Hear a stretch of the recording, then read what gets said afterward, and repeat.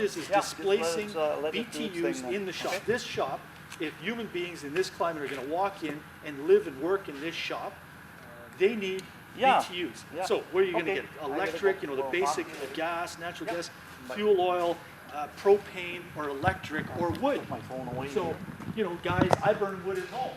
I know the amount of BTUs or the amount of calories I got to expend chopping and cutting and splitting, yada yada, bringing it into the house. Okay, so this is an alternative energy source, right? Is it the oil? Obviously, sorry, the oil that you guys get on your reserve. You guys, it can be put to work right away. It doesn't, and turned into BTUs. To displace the BTUs that are costing you money in the form of the four standard forms, right? And so that's the economics of it. You put 500,000 BTUs into this shop, you got a couple decisions. You go over and you turn off your standard fuel, or you open the doors to let the heat out. Further to that, the economics is that this unit has a price point, and the more you use it, it crushes that pump. The return on the investment is unbelievable compared to any other investment that you can make. Gold, bonds, stocks, commodities. You look around the world, I've had guys tell me, owner-operators of multi-million-dollar shops up north, lumber, whatever, they say to me, this is by far the best, dollar per dollar, the best investment that I have ever made, because the return is unbelievably quick. So you scale this down to a smaller furnace, smaller tank, the returns are the same, and yet the further north you go, the return is even quicker, because the cost to drag everything in, fuel, and to haul everything out is astronomical. I mean, it's a lot of money. So that's the economics of it. I have a question. Go ahead. We're in a very tiny community, so we do have some waste oil, but we don't necessarily have a huge amount. Can you also burn fuel oil in it if you needed to? Yeah, exactly. Objectively, it does not burn fuel oil as efficiently as modern, high-efficient fuel oil furnaces. Okay. So I'm not kidding anybody on what it or how it reacts technically when it burns something. Yeah. And it would be a half-truth or a lie for anybody just to say, yeah, it burns fuel oil, and then leave it right there. Yes, it will. It will burn vegetable oil. Well, sure, but you have to do certain things to increase the efficiency and or to make it less bothersome as per the cleanup. You got to clean it more, yada, yada, yada. So, but it... You can burn vegetable oil? Yeah, absolutely. Yeah, but you have to... Use it, but it seems to plug up the induction, so you stop burning. Okay. Yeah. Okay, so under that condition, you have to you have to focus on the vegetable oil more. You have to clean it up, but it also depends on where you get the vegetable oil, so what state it's in when you get it. And visually, you do a common sense. You look at it and go, this has got a lot of fry chunks in it, blah, blah, blah. You got to strain it more. You got to warm it more, as in a warm shop and stuff like that. Because it's a multi-oil furnace, you can mix the oil. So you can use one oil, like your fuel oil or diesel fuel, as a cutting agent to thin out other oils. But the process there is, it's more hands-on to make sure that the oil that you're delivering is a really, really good mix. I mean, I've met mechanics, and on the website, I was just, my brother just sent me a little email with a kit that you can buy off the internet to install on your car. I mean, this is the narrow topic of vegetable oil. And you can put that, and one of the technicians that repairs and services these furnaces, these timber, he runs around in a car with a 5-gallon pail of vegetable oil in the back seat. And I've met mechanics with 250 Ford diesels and they run vegetable oil all the time. In the winter, 100% vegetable oil in the summer, but in the winter, they cut it, and they cut it more and more and more the colder it gets. But they've already done the experimentation in their shop. You know, they've already done that in terms of developing a really good common sense feel of the type of fuel they're delivering to themselves. So that's what has to be done here. You just can't go up and, well, I mean, you can, but you have to suffer the consequences. And pour vegetable oil in to that tank without taking care and concern and common sense. But it burns vegetable oil. Yeah, there are restaurants down in the Ottawa area that, because they spend so much money on gas for hot water for their dishes and stuff like that, but they make a lot of vegetable oil. They heat the whole restaurant. They have a boiler. You know, a boiler delivers hot water. So on reserves, but bigger reserves. Think about this. You could get a boiler, as a for instance, centralize the boiler, because this has already been done with wood-fired boilers, right? Yeah. And you centralize it, you run the hot water, and you bring all your oils, you maintain it, you know, you strain them, you filter them, and then you can stretch the lines out to the homes, how many homes that you want, and start heating homes.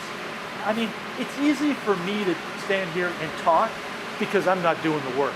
I'm not, you know, but there's going to be work involved. So there's contractors that run the line, blah, blah, blah. Unless it's a system that already exists, working with a wood-fired boiler, and then there are customers who just simply disconnect the lines and run the lines into the boiler, the clean burn boiler. So that's an easy fit. That's an easy go. But yeah. But this system, so my main focus as a sales guy is the common sense of economics, because it's so expensive today for everything. And that's down here. Further north you go, that's the burden, or that's your reality. That's your reality. And you know how, go ahead. I was going to ask what kind of maintenance is involved with these, and do you need specialty people to maintain it? No, absolutely not. Oh, okay. Absolutely not. There's a manual that comes with them, and it clearly goes through the steps on what to do, how to clean it. You swing the door open. There's a door on the front. You swing it open. You shop vac the dust out. You know, you clean the chimney. There's a cap right at the bottom of the chimney. You get a brush. You clean that out. On the other side of every cabinet, there's an alternate port for the chimney, so that you have your choice of sides that you want that chimney to come out of. So on this side, we're looking at a chimney coming out. On the other side, there's a cap for the chimney, but because it was close to the wall, they decided to put it up this way. But that cap comes in really handy, because suddenly now, just like the door on the front, you can pull the cap off and shop vac out the very back of the furnace. So you get all the dust out, all the ash out, which is really important for the efficiency, because you want every BTU out of that gallon of used oil into the shop. And the ash acts as an insulator. It insulates the inside of the furnace, and the more it builds up, the less efficient it runs. It'll still run. It'll run. Some guys clean their furnaces once a year in the summer. They just let them run all season. Why? Because they're busy putting their hands on other stuff, you know? I mean, doing their work, you know? And one of the drawbacks is, I mean, it isn't a drawback. It's a win-win, or it's a win-lose situation, in that these furnaces can run and run and run and run. They work and work and work and work. And guys get distracted because they think they're like the standard 4 electric propane fuel oil, and they go back to work. And then, you know, it clogs up or jams up, blah, blah, blah, because the manual says every 1,000 hours, there's an hour meter on it. Every 1,000 hours, you got to put your hands on it. You got to clean it. You got to maintain it. Put a rag over it. Give it a hug. You know, I mean, look at it. Check the nozzle, the electrodes, stuff like that. You know, just routine maintenance.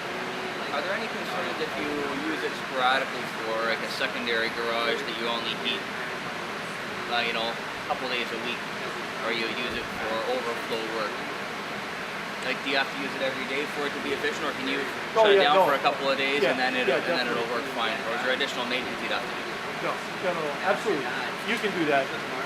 Clearly, you can do that. You got to shut it off all summer long, of course. I mean, you don't have to, but I mean, people do. There's some companies that don't, but anyway, that's another story. But yeah. You can just, obviously they shut down all summer, and so you just clean it up and Well, this would be in the winter as well, because it'd be a cold storage Yeah, building, yeah, except yeah. when work was going on. So you might have to use it for a couple of weeks and it'd be off for a month and yeah. No, that's in good the to middle go. of winter. Like, That's- is that something that this would be able to handle? Would it be able to handle being turned off and being cold over the in the winter? Yeah, that's good to go. Only it will not work in a cold environment. It has to work because of the used oil. So you have to warm the environment up that the furnace is in first before you light it up. I mean, under certain circumstances, I've sold furnaces to guys who put it into an incredibly cold shop, and they want to heat the shop, and it's 40 below. But they work with the furnace, I mean, everything is ice cold, the oil is ice cold, and they sit there and babysit it, get it up to life. Just like we do in the mornings when it's 44 below and you forgot to plug in your truck, and you turn it on and man, it's really grumpy. I don't know whether it's going to start or not. It's the same thing.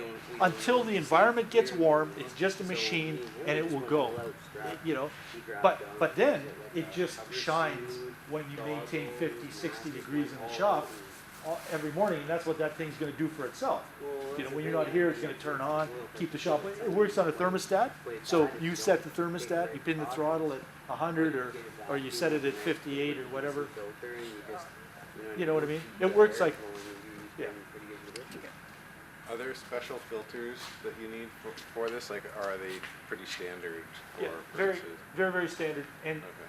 And the filter that comes with it is a forever filter, as in nothing is forever, but it's a stainless filter, Okay. and it has a gauge on it that you use to accurately see when the filter is getting clogged. Okay. But you take it apart and you wash it. It's Wash stainless. it, okay. So it's a long life filter. Okay. However, that's standard with every pump. However, guys in shops will take a filter head off one of these machines, the most popular machine or whatever, they have one in the back that their filters fit on. So the filters on that truck, there's a filter head. So heavy equipment shops, they sometimes have dual filter heads, yada yada. They go out and get one and they hook it up in line. So they're cleaning the oil. So those filters, they buy them by the box, and you don't have to use new filters. I tell guys, just drain the suckers, because you're going to throw them out anyway. Yeah. But what you want them for is just one pass of whatever. You got a 45-gallon drum of oil, or tote or whatever. Well, why not reuse those old filters, spin them on, pass that oil through into your system, especially into the day tank. See, some companies, they don't buy that unit there, which is Streamline Collection Center. They make their own that's a high volume machine, like you can go up, pour, 100 gallons of oil in and go back to work. So it's all about efficiency, right? The price point for the skill set of mechanics today is too high to have them dicking around with used oil. Yeah. I mean, and to address your question, maintenance on this, the skill set that is required nowadays to even touch this van under the rules and regulations of what mechanics have to do, this is pre-kindergarten. I mean, this is something they do in their sleep. Well, To absolutely. yank a tranny, to do the electronics on this van, on that truck, is like beyond me. Yeah.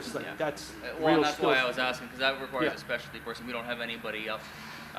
We run remote airports in the north. So we've got 28 airports that we operate, and we don't have mechanics up there. So that's why I was wondering what kind of specialty people you would need to bring up to maintain.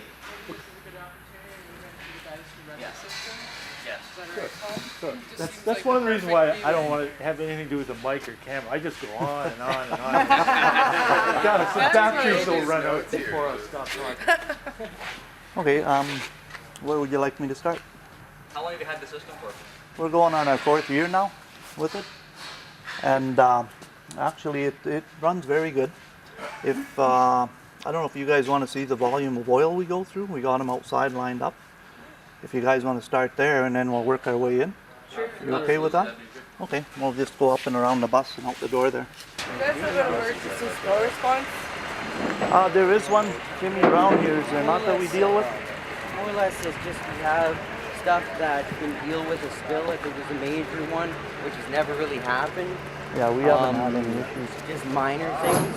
I mean, we just clean it up using our regular spill kits. And you have training for that? Yeah, you take WIMIS training and chemical training, like when you start working for a garage, like the Common Core training covers all of that. Yep. Okay. So if somebody's trained for Common Core, then they'll have an understanding. These totes, what we do is we have companies that we leave these totes at these companies, and they'll give us the used oil. And there's a few of them out here in First Nations too that bring them in. Season because it doesn't. And we usually average about 18 of these totes a year that we run through our furnace. And pardon? So they're 1,000-liter trucks. How big are those? Yeah, they're 1,000 liters. Yeah. We'll go through about 18 of them. And then what we do is when our tank starts getting low, is we will bring 1 or 2 totes in, leave it overnight. It warms it up so the oil's nice and it flows easy. And we'll lift it up with a forklift and we crack open the valve on the bottom, because sometimes you'll end up with water, antifreeze, some other contaminants that don't mix with oil. But over time that settles and the oil floats on top. So what we do is we open them up, we drain that off in the bottom, and we have another tank there that gets pumped out. That's the tank against the wall there. It's about maybe 100 gallon tank. And in 4 years running that furnace, we haven't filled it yet to have it pumped. But yeah, we'll get the water out till we get the proper oil flow coming out, so it's not contaminated with water or any other fluids. And then we just take that and we put it right in our bin, and off we go. We just start burning it. Is this filtered before you? No, No. we don't filter it. It's filtered when it goes through there. You might want to mention that we went from using these, but these are more of a long-term strategy. Yeah, and for try to us, stay away from those. like Tim was saying, for us, we had people bringing in the 45-gallon drums, but it's way easier to handle these totes than the drums, than the barrels. Because the barrels, you need a pumping system and so on. These, you just pick them up and open the valve. So, pardon? That separates by itself. That'll flow to the bottom, oil will float on top of it, and then as we drain it, like I was saying earlier, it goes into our other storage bin. And we have GFL comes in and they pump our other tank. But like I said, we're on our 4th year and we still haven't had that stuff pumped. Where before, every year, they used to have this all hauled away, and then you'd have to pay. Keep a record of where it's coming from. Yeah, that's the other option around here. When it would come in, we would have to keep records before where everything would go. I'm talking about maybe keep record, or he gives the clear oil. Oh, yeah. If somebody gives you something you don't want, Like then Timmy you was stop saying, when sending we were bringing it in, you would get to know certain people that would bring it in for us, other contractors and companies. And the other companies, you would get to know some companies that are just trying to dump everything, and then we would avoid those companies and just take the companies that were actually keeping an eye on their oil and not just giving you a bunch of garbage that won't burn in your furnace. But if you let the companies know as well, because paint thinner, all that other stuff will burn. But I mean, if you let the companies know what you're actually after, I think it'll give them a better chance of giving you what you need instead of antifreeze. Yeah. Okay. Any questions while we're out here, or shall we move in? Yeah, I'm wondering, I'm just trying to figure out, is the primary tank for that the furnace uses, is that the red tank that's inside, or do you have a larger tank outside? If you want, we'll go in. I'm going to show you our main tank that we dump into, and there is a filter system there, another one also. There's 1, 2, 3, there should be 4 protective systems before that oil gets to the big tank. Okay. And then you'll have pretty well just that used oil in that big tank that you're going to burn. And there still is a drain off in your big tank if you happen to get some water or some contaminants in that tank also. And I'll show you that too if you wish. How often do you have to fill that tank that's inside there? Well, when it hits minus 20, minus 30, we got 5. When both tanks are full, we got about 750 gallons in there. Okay. We'll go probably a week and a half, 2 weeks. But it's a big shop too. Yeah. And it could use some improvements on insulation, but And you purchased the tank like with the furnace. Like it's a Everything specialized come as a tank. whole package. We Yeah. just, when they purchased it, everything come as a whole unit, and they come down, installed it, and we just put oil in it. So like when it burns, where does like the byproduct go from burning it? It comes out through the stock. Through the Yeah. stack. Well, a lot of the Any particulate contaminants that are, stay. yeah, It'll yeah, just stay anything and build stays up and then- inside. It will run a year, and usually Timmy here, he's been trained how to clean it. Okay, was there So- scrubbers in this particular venting system? He made up his own tools for cleaning. Well, no, for cleaning, yeah, but no, I think it mostly just works in a way where it's set with gravity that most of all the particulate like lays to the bottom, because the That's people inside came the out and furnace did when the door opens, testing it's in there. on whether there was solid particulate or dirt, any kind of I guess contaminants, yeah, pollution coming out, and there was low, like, because there's always some material that gets by in any system, but I think this system here, it was very, like, not I think, I know it was very low, like it was within. Yeah, when it runs in Yeah, wintertime, you probably. come out here, you have very little soot or anything coming out of your chimney. Like very it's running little. right now, and We had the you see. chimney cleaned Yeah. once, I think, in the 4 years we've had it, and there was a bit in there, but it wasn't extreme, not compared to like a wood stove or something like that. So it is actually, I think it does burn cleaner than a wood stove. but the materials will build up inside. Yeah, though, it if does. You don't get to Like it. anything that burns, you will But- get build up. So. We've only got 20 minutes left. Oh, okay, we'll go inside. Just gonna Yes. ask a question. I don't know whether it's better to ask you or Paul, but I'm just wondering, like in our remote communities, we definitely have waste oil, but I just wonder, how long it'll take to burn it off. Like maybe it'll take like a few weeks to burn off all the waste oil, and then I'm just wondering about, the efficiency of this unit with like non-waste oil, like heating oil. If they run out of waste oil, but they still want to heat their shop and they're using, yes, like, fuel oil. is it just as efficient as another furnace, or is it because of the processes it uses less It, efficient? it is, you don't seem to get the heat out of fuel oil, Okay. as much heat out of fuel oil, but it still works like a regular fuel oil furnace. Well, that's what it is, except for your injector, I believe, is a little bit bigger for the heavier oil, Okay.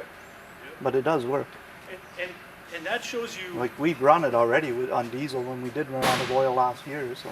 Okay. I think a big change as well, not to interrupt you, but a big change as well was made when we got the newer technology in the thermostat, and Okay. it was more controlled. Like if you leave it uncontrolled to just burn, we've noticed it'll just burn right through. But if you Yeah. want to go really, like, just get through all your oil, you Yeah. can keep it higher temperature and just run it through, or you can save it by going just when you need it. Okay. And that's another indication of how much better, on a scale of what the word better means, in BTUs, used oil is to burn in a shop, just on that narrow thing of there's more BTUs, there's a hell of a lot more BTUs in used oil than there is in fuel oil. So There is. once again, the economics is you're dragging up, you're paying to truck in fuel oil that has fewer BTUs in it. You get fewer BTUs in your shop, and yet you're producing your own commodity, used oil, that's hotter, that burns, et cetera, et cetera. And then the other thing is, because, I mean, we're all 110% aware, I mean, the conference was all about the environment, and that's a win-win situation. Who the hell wants to take out a 45-gallon drum of used oil and haul it out, 1,000 miles north of here, to what? To put it into another truck, to get it trucked another 1,000 clicks, to put it into another tank, to pump it off. But yes, what I'm talking about is against the economy of all those companies and all those businesses that are in place. Right. So it's a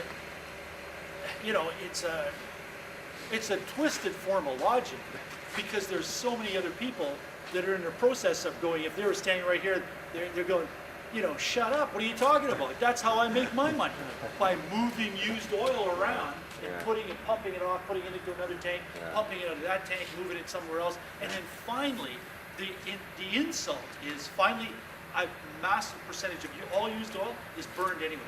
It's turned into a bunker grade a big percentage, not all of it, I'm not gonna Yeah. exaggerate, Yeah. but a big percentage is turned into a low-grade bunker for the big boats that go around the freaking world. Yeah, a big percentage. A big percentage Yeah. is shipped into the States, and it's burned in the States because their laws and regulations are different, Yeah.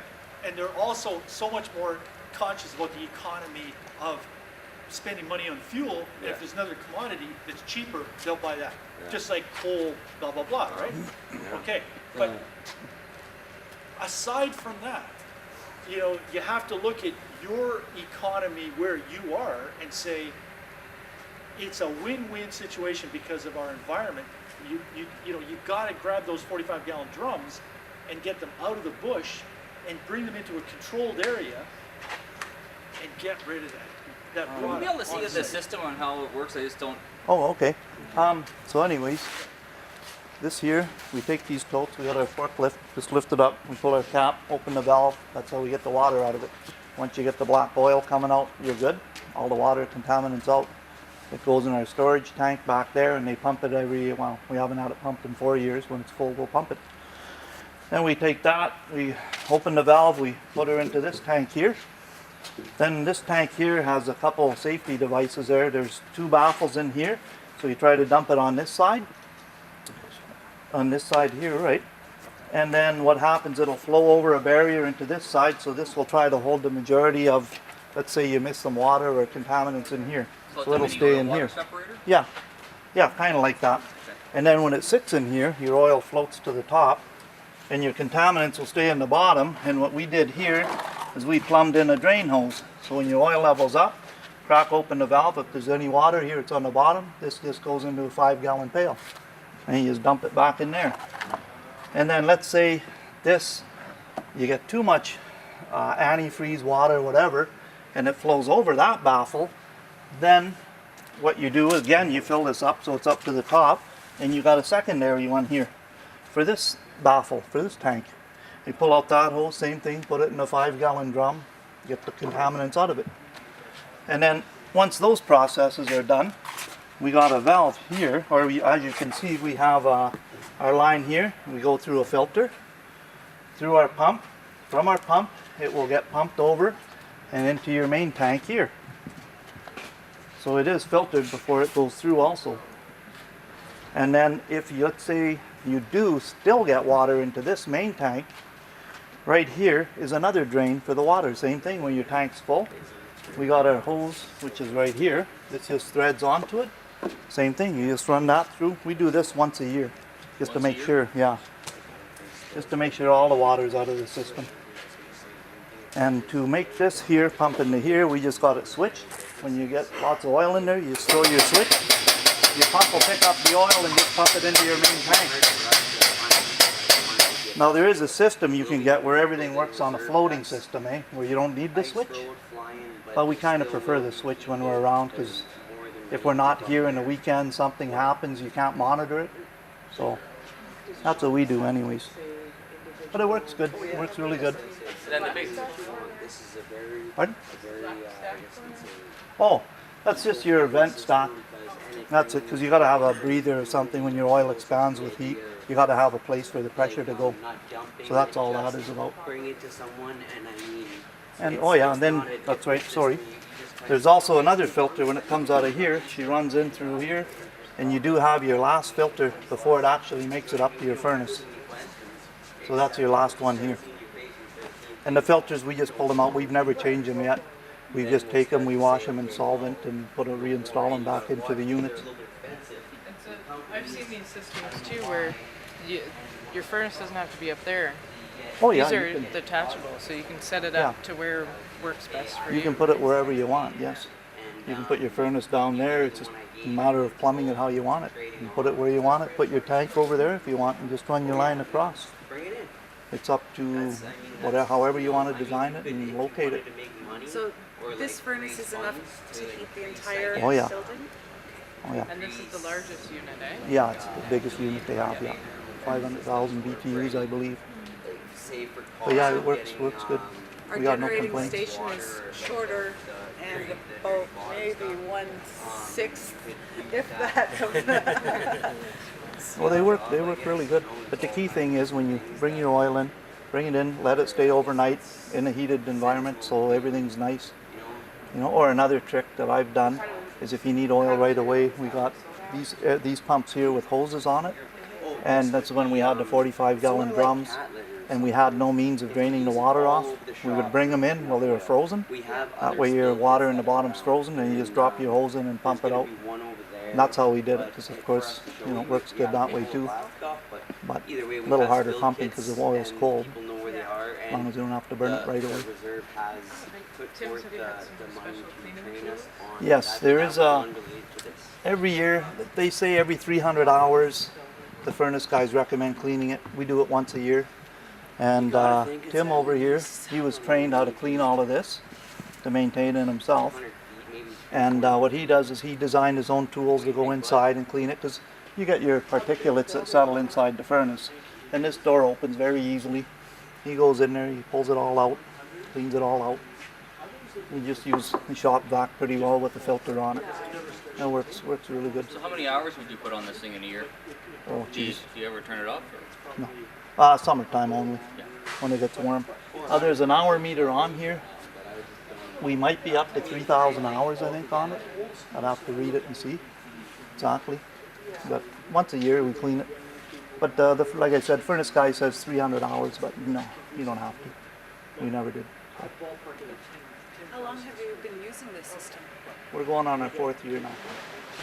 So you've had enough time to really Yeah, evaluate yeah. it. When you first started, were there any problems you had? You know, how did you deal with them? The first thing was troubles we had at first was trying to keep the water out of it at first. And once we figured this system out, it works great. We haven't had any issues yet. Maintenance was a bit of an issue. Yeah. But okay. But just maintenance was a bit of an issue because we didn't have the people in this area who dealt with it. I mean, he sells it, but he doesn't. I'm not sure, but the way I understand it is he doesn't repair it. But it was as simple as we found someone who could do it, who could relate to it, and a lot of it was learned experience from working with it. So I got to learn how to repair it, and I do it for this company just as my normal job every couple of months. And it's depending on the person. I don't know how transferable the skills are. It's just, you know, I learned through experience that there's a way to do it. And I mean, and there are certain pressures you have to watch, like air pressures on your gauges. But once we figured out the key numbers we have to run, we actually just wrote them on our unit, so they're always there. So when we set up our air pressure valves and that, and you just watch your gauges, and you know, like he was talking before, there's a vacuum gauge here, and this vacuum gauge will tell you when this filter gets plugged. You know,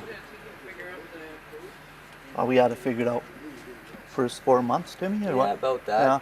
We had a little bit of trouble because the way our reserve was starting to work, where they were putting forth more of you need the credentials for things, and you know, I don't think they understood the idea that I already understood this, and they went forth and tried to get people from in the city who don't work with these yet, and it just wasn't very successful. But still, they had knowledge to contribute. So going through a couple of companies, you can find like everyone knows a little bit, and you can bring it together. You take what you learn from other different companies that come in, and then you apply it to what you have to make everything work.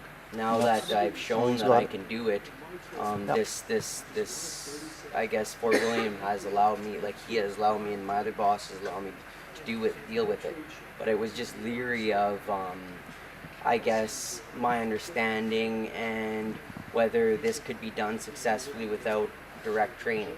But I've done it without direct training from their people. But I took training from people who did do these type of stoves, and someone who owned it.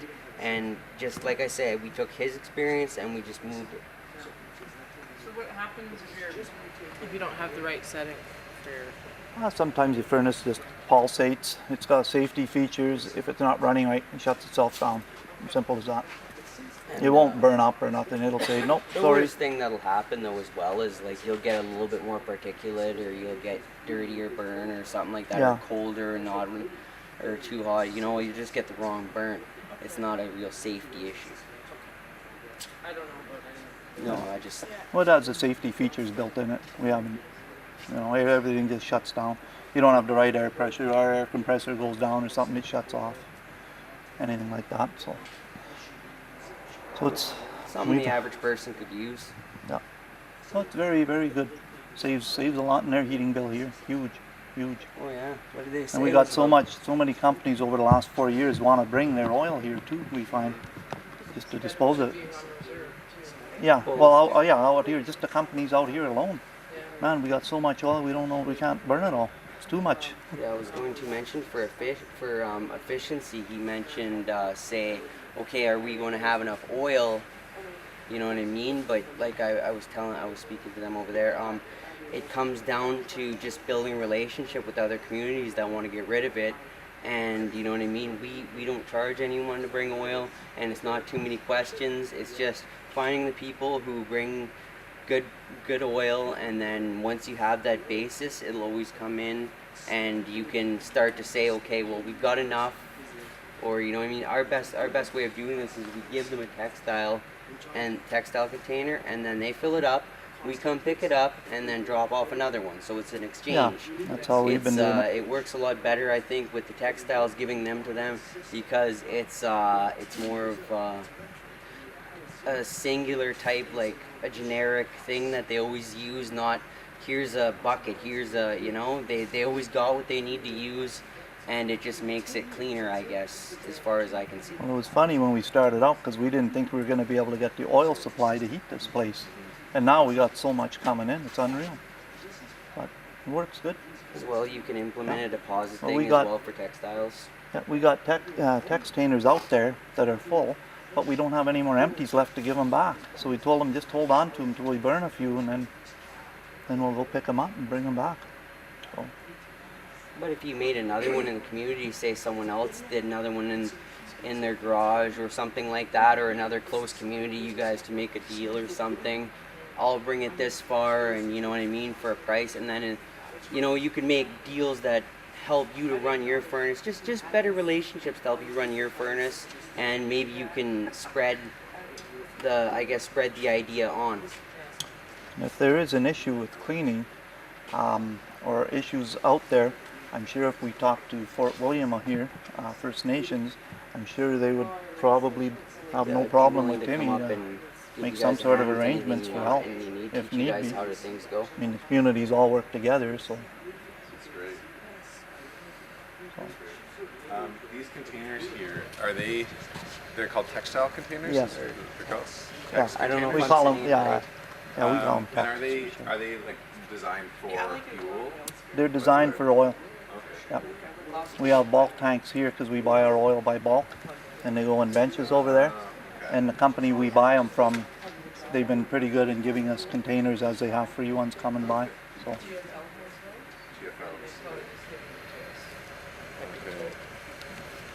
Probably give them to us if they're gonna ship out our oil though. No.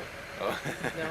Oh yeah. Okay. Good. Buying them wasn't too expensive. Yeah, we did buy a It couple. wasn't really expensive. Okay. Yeah, they don't look too complicated. No, they're I've seen straightforward. ones like that for water. So Yes. if they're just designed, or if those ones are designed for.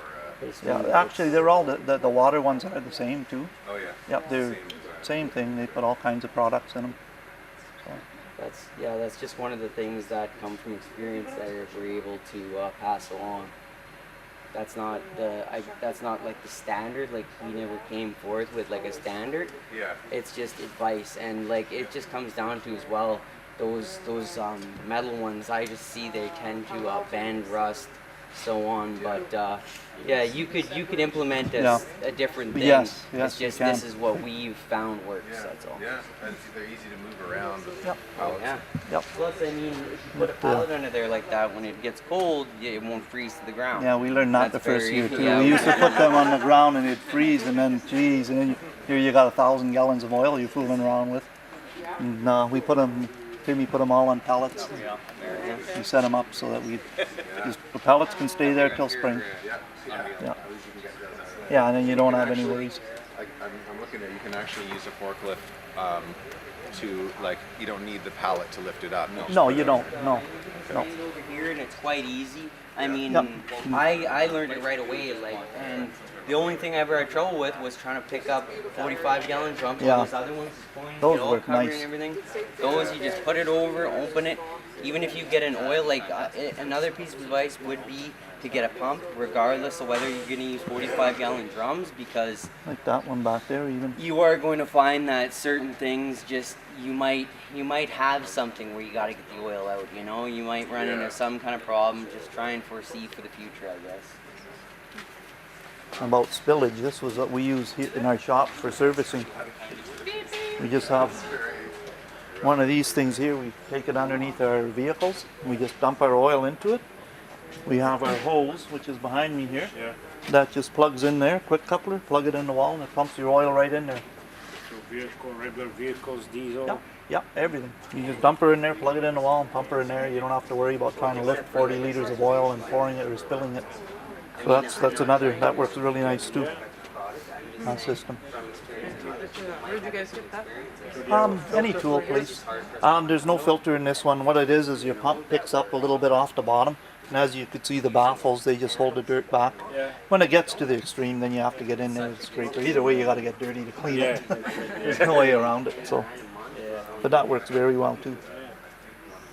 And try to keep the spillage to a minimum if we can. So. Is there an overflow shut-off here? Valve? There is, like when we had the pump working on this one, there was, but for us, we didn't want to use it. We just want to have a switch on it because we got so much volume here. We don't have to worry about it too much.